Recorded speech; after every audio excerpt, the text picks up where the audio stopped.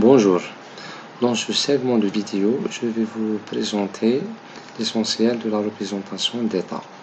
Nous avons vu précédemment qu'un système est représenté par sa fonction de transfert,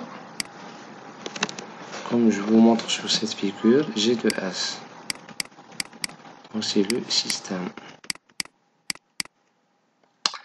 Avec une entrée U de T et une sortie Y de T. Donc entrée et sortie. Donc c'est la représentation par fonction de transfert. Dans la représentation d'état, nous allons avoir la même allure, un bloc avec une entrée U de T et une sortie Y de T, mais avec en plus une autre sortie représentée par un vecteur X de T, appelé vecteur d'état. Vecteur d'état. Ça, c'est le système. Et cette représentation sera notée par représentation d'état. Donc la seule différence entre les deux représentations, c'est qu'on a une grandeur en plus avec la représentation d'état qui est le vecteur d'état. Mathématiquement, la représentation d'état est donnée par x point de t égale à x de t plus du de t et y de t égale à c xt plus du de t. Je vais expliquer ces deux équations. Donc, comme on l'a dit précédemment, le x, il représente le vecteur d'état. Donc, c'est un vecteur d'ordre n fois 1. C'est un vecteur qui contient n composantes. X égale x1, x2 jusqu'à xn. Dans ce cas-là, nous avons un composante, on dit que le système est d'ordre n. Donc, des x1 jusqu'à xn sont appelés variables d'état. Le U, c'est le signal de commande, comme nous le voyons sur la figure. Donc U, ici, c'est le signal de commande.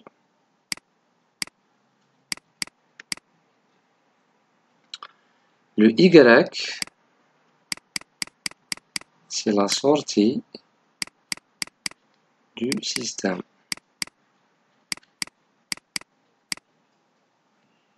Nous passons maintenant aux paramètres. Donc, nous avons le A, c'est une matrice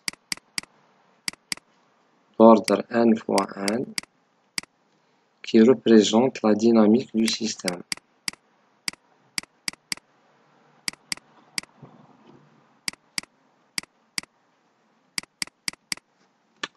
B, c'est une matrice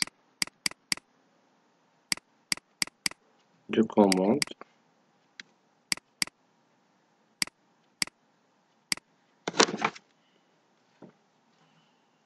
Et elle est d'ordre n fois 1. La matrice C, appelée matrice d'observation,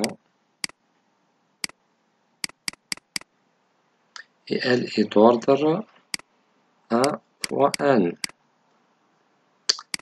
Et enfin, la matrice D, c'est la matrice de transfert entrée-sortie.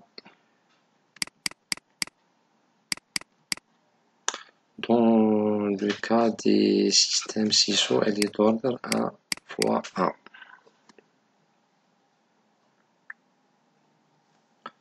Alors, donc, pour vérifier le dimensionnement de ces équations, je peux les récapituler comme suit. A, x égale à AX plus BU, et y égale à CX plus DU. Donc le vecteur, x point, le vecteur x point est d'ordre n fois 1. Donc la même chose pour le x, c'est n fois 1. Donc a doit être n fois n, pour que le résultat soit n fois 1. Donc u, donc c'est l'entrée du système, nous avons un système CISO, donc va être 1 fois 1. Donc B doit être n fois 1. Ok, la sortie Y, donc nous avons une seule sortie, donc 1 fois 1, x c'est n fois 1, donc C doit être 1 fois n. Donc U c'est 1 fois 1, donc D doit être 1 fois 1.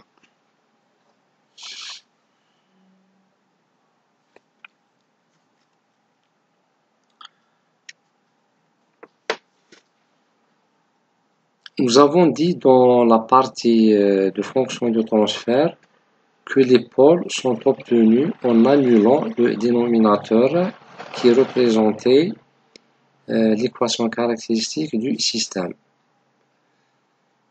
Dans la représentation d'état, les pôles sont obtenus par l'équation suivante. Le déterminant de A moins lambda I égale à 0. Dans ce cas, les pôles sont appelés valeurs propres. Parce que algébriquement, les valeurs propres sont définies par le déterminant de lambda I moins A égale à 0. Lorsqu'on résout cette équation, on tombe sur les valeurs propres. Donc, cette équation caractéristique peut être simplifiée à A moins lambda I égale à 0 égale à lambda carré moins la trace de A fois lambda plus le déterminant de A. Donc ces deux expressions sont équivalentes. Pour éclaircir tout ça, on va faire un exemple. Soit l'équation différentielle suivante, y2 point moins y point moins 2y égale à 4u. Donc, pour trouver la représentation d'état, on suit généralement la règle suivante. Dans ce cas, l'ordre du système est 2.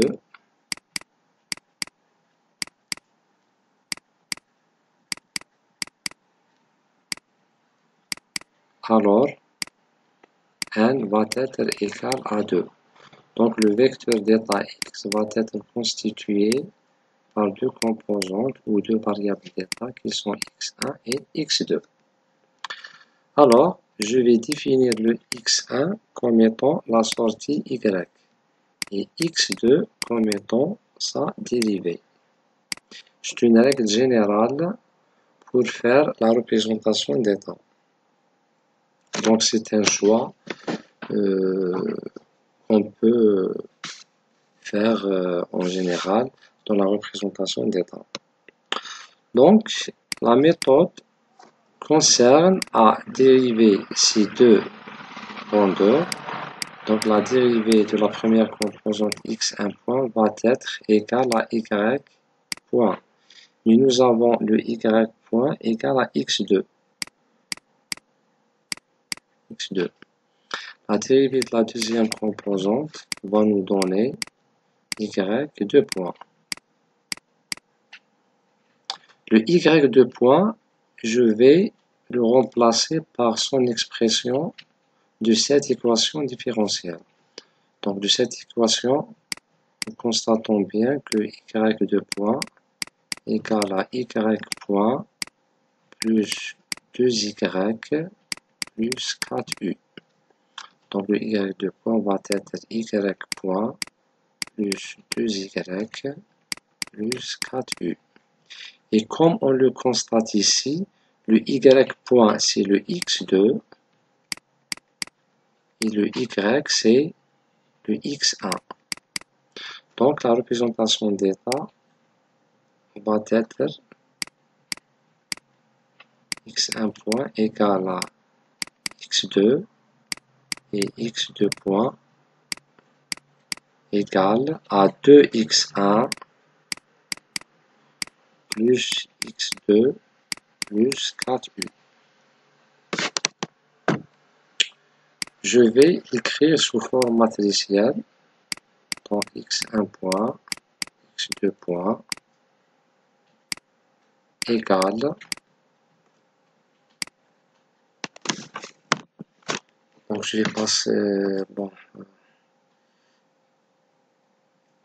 je vais passer à la page de la page.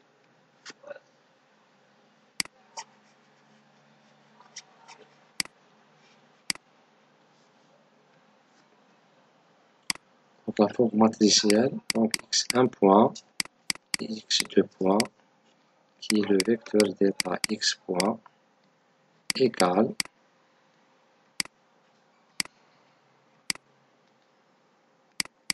x1 et x2 plus le vecteur b, u. Donc ici c'est la matrice A, le vecteur x, la matrice b et la grandeur u. Donc le A va être une matrice 2 fois 2, donc on a ici 0, 1 et 2, 1.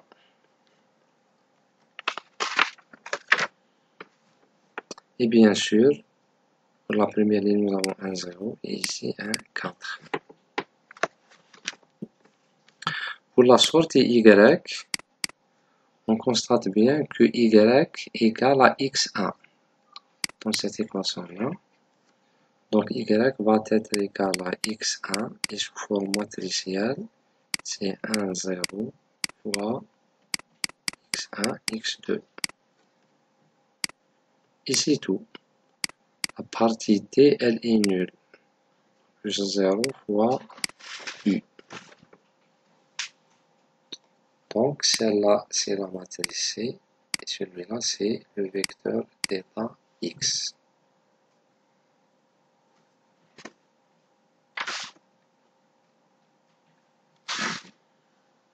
On va calculer maintenant les pôles de ce système.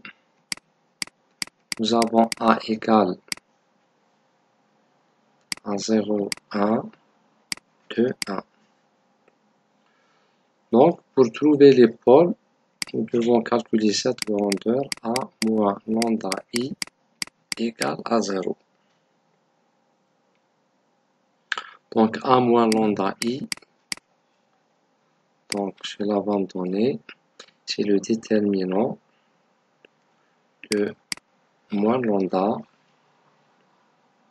1, 2 et 1 moins lambda égale à 0. Donc ce déterminant va être égal à lambda carré moins lambda moins 2 égale à 0. Donc c'est l'équation caractéristique du système. Donc cette équation peut être aussi déduite de la forme que je vous ai présentée tout à l'heure. J'ai dit que A moins lambda I égale lambda carré moins la trace de A fois lambda plus déterminant de A. La trace de A, c'est la somme de la diagonale.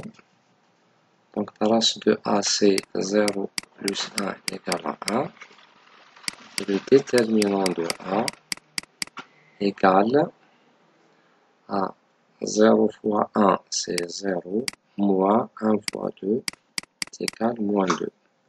Donc, A moins lambda I égale lambda carré, moins trace de A, c'est donc moins,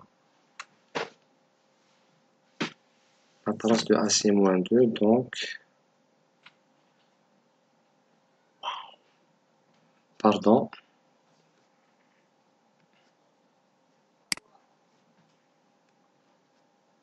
j'ai dit, donc, moins trace A fois lambda, donc la trace de A c'est 1, donc moins lambda, plus déterminant de A c'est moins 2. Donc, on tombe sur la même équation caractéristique.